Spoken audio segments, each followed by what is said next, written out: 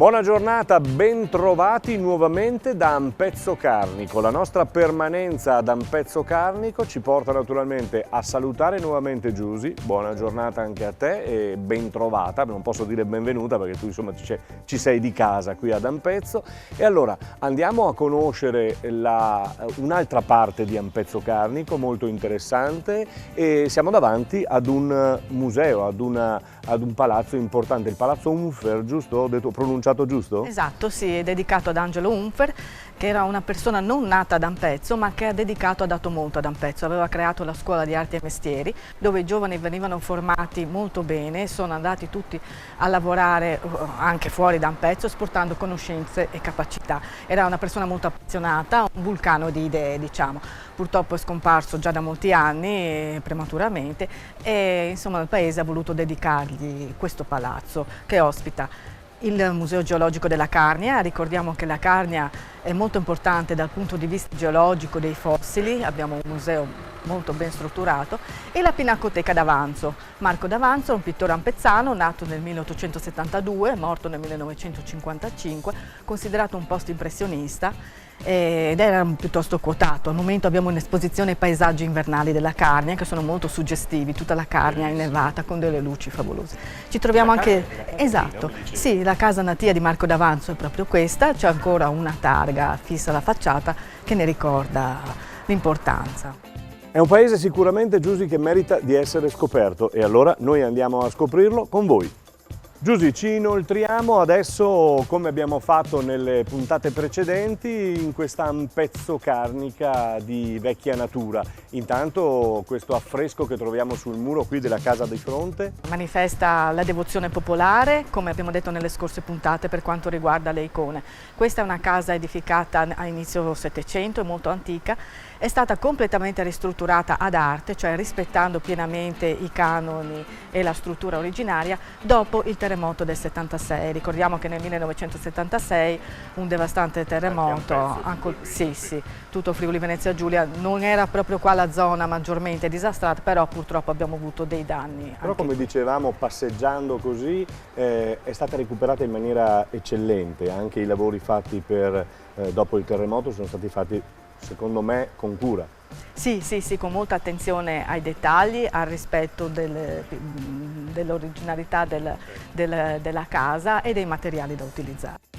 Tra un saluto e l'altro, che qui è un mandi e l'altro un mandi, il classico saluto, perché vi conoscete bene o male tutti, noi cominciamo a scendere verso questa casa che dobbiamo scoprire, però volevo che tu mi raccontassi qualcosa di una particolare repubblica legata al palazzo. Esatto, l'odierno Palazzo Angelo Unfer, di cui abbiamo parlato poco fa, è stato sede del governo della Carnia Libera.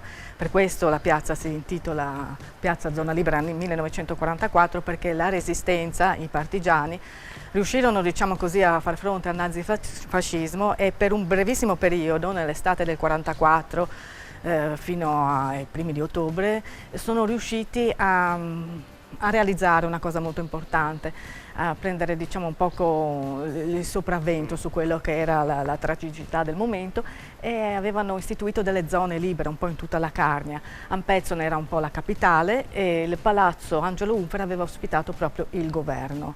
Avevano istituito delle loro leggi, dato il voto alle donne, istituito una specie di costituzione di regolamento. È stata una fase breve ma molto cruciale, molto importante. Il voto alle donne hanno... Sì, avevano anticipato i tempi. Sì, adesso ne parliamo così brevemente dando un cenno, però è stato un periodo molto, molto complesso, molto articolato. Arrivando ad Ampezzo c'è anche un cartello della Repubblica, giusto? Repubblica Libera della Carnia, sì, in Carnia erano riusciti a creare delle zone libere, diciamo indipendenti da quello che era il potere nazifascista. Andrebbe affrontato un poco. Sì, in una... Bene, siamo davanti a questa casa che adesso andiamo a scoprire. Spiegaci quali sono le particolarità, siamo di fronte a questo arco. Abbiamo una doppia arcata in tufo e una scalinata in pietra che erano proprio gli elementi base delle case rurali settecentesche. Anche questo pavimento che stiamo calpestando in acciottolato è un elemento tipico. Usciamo da questa casa adesso e Giusy andiamo a scoprire altre due, chiamiamole realtà, perché sono due frazioni di Ampezzo Carnico che sono importanti, giusto? Sì, andiamo a visitare i borghi caratteristici di Oltris e Voltois. E in attesa di questo, pubblicità.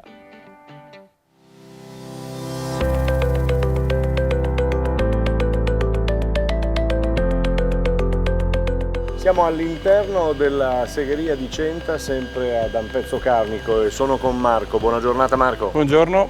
Allora, siamo venuti a trovarti e ti abbiamo fatto lavorare magari in un giorno in cui volevi far festa? Generalmente il sabato siamo sempre presenti. E si lavora sempre. Purtroppo, o per fortuna. Purtroppo o per fortuna.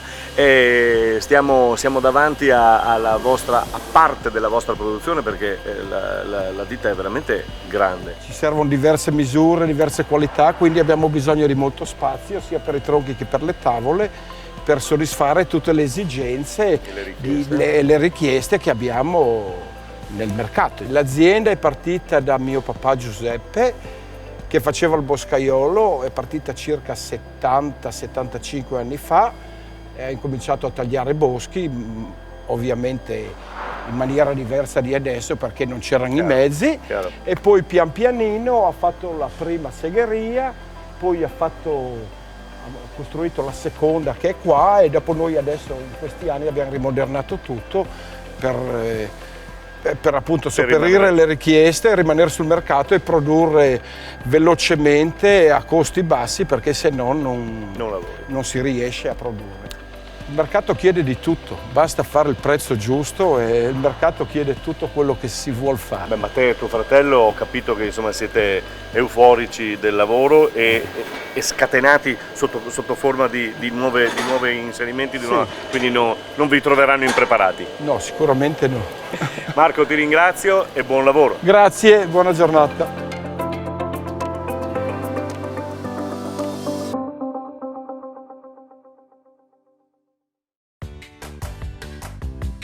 Giusy, come ci avevi consigliato, ti abbiamo accompagnato e portato ad Oltris perché ci dicevi che meritava, e in effetti io mi sono già innamorato di questo luogo. Starei fermo qui per ore ed ore, tranquillo, c'è la musica in sottofondo, c'è una signora che sta curando amorevolmente i suoi prodotti dell'orto, insomma diciamo che c'è tutto, e anche una chiesetta dove siamo davanti. Sì.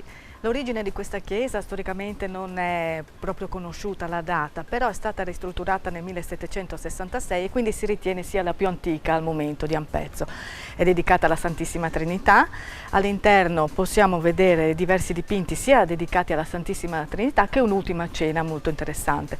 La particolarità è una croce in legno d'olivo intarsiata in madreperla che è stata portata proprio da Gerusalemme, da molto lontano, da frate Bonaventura Burba. Quindi un'origine storica molto antica, un aneddoto.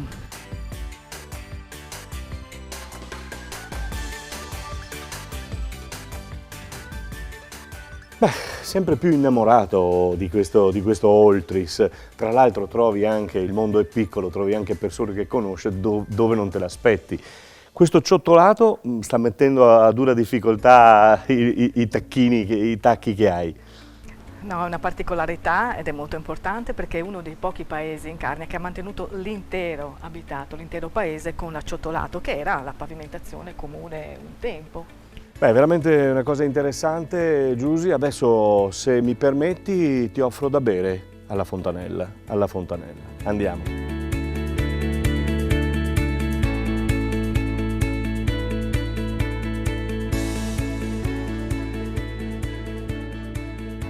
La fontanella, posso assicurarti che l'acqua buonissima, fresca, freschissima. Questa è la fontanella del borgo, è ricostruita su immagini del primi del XX secolo. Siamo davanti poi a questa casetta che è stupenda, ma qui ci vuole anche tanta passione per i fiori.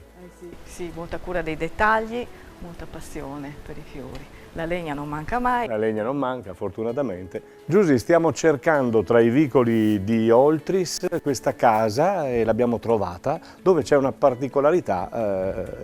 Qui 4 metri di neve, mi raccontavi? Sì, un'annata particolarmente generosa per le nevicate, il 1909, abbiamo anche qualche prova fotografica, qualche foto storica, e in questa casa hanno lasciato proprio l'indicazione del livello che aveva raggiunto la neve, oltre 4 metri quell'inverno. E vedete, neve 1909. E da questo segnale, da questa tabella, noi ci muoviamo per andare a scoprire Voltois. Voltois, certo.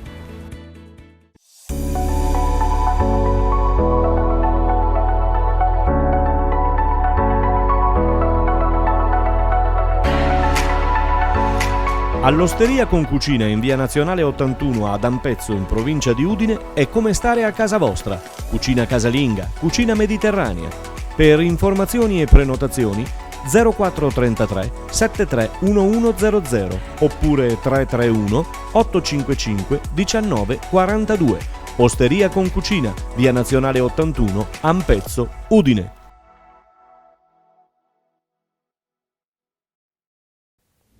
Ragazzi, siamo a Voltois e ripetiamolo perché non ci credono, anche i nostri registi non ci credono, ma l'abbiamo fatta a piedi, perché da Oltris a Voltois c'è un piccolo sentierino, tra l'altro molto bello, no? Sì, c'è un sentiero che collega i due borghi.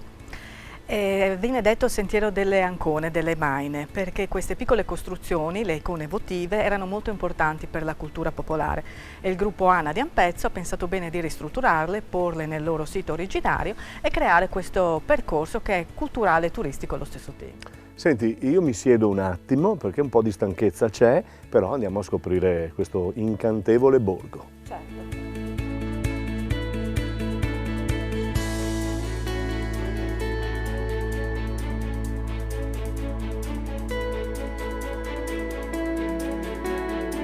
L'acqua, Giusy, è di casa anche a Voltois, ci eravamo lasciati con la fontanella di Oltris ed eccoci a questa fontanella che però è particolare perché come vedi io qui non ho panni da asciugare o da lavare, però insomma... Sì, questa è la riproduzione di quello che nella nostra lingua in friulano chiamiamo l'aip, ossia la fontana che era adibita al lavaggio dei panni, un'occupazione tutta al femminile. E noi maschietti guardavamo all'epoca, adesso forse magari potremmo anche lavare. Bellissime le case, bellissimo sì, l'ambiente. Sì, qui si è mantenuto uno stile diciamo medievale con il basamento in pietra e i ballatoi in legno, molto curato, anche se l'origine del villaggio di Voltois è molto più antica. Si pensa sia fondata dai Romani e qualche studioso ritiene che abbia origini ancora più antiche. Addirittura, sì. Sì. Qui c'è passato un po' tutto il mondo, no? Sì, più o meno. Sì.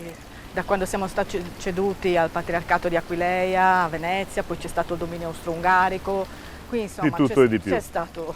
Ed è vero che c'è una particolarità sui cognomi di questo borgo? Certo, qui a Voltois il cognome è Spangaro, un po' per tutti. Sì. Se devo trasferirmi qua devo cambiarmi anche il cognome, Spangaro mi devo chiamare. Oppure mantieni il tuo così non ti confondi con tutti gli altri. Sì. Tra poco andiamo alla chiesetta. Certo.